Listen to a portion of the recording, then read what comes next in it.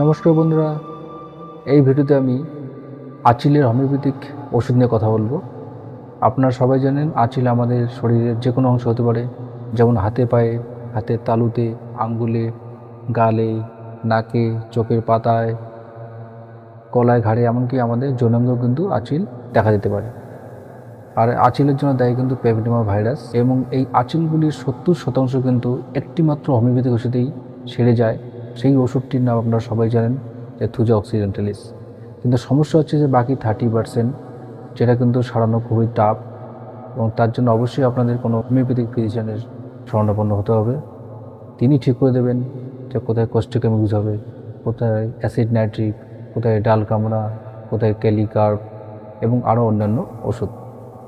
তো বন্ধুরা, ভিডিওটি দেখার জন্য ধন্যবাদ, এবং এইরকম ভিডিও দেখতে হলে অবশ্যই চ্যানেলটাকে সাবস্ক্রাইব করে দেবেন।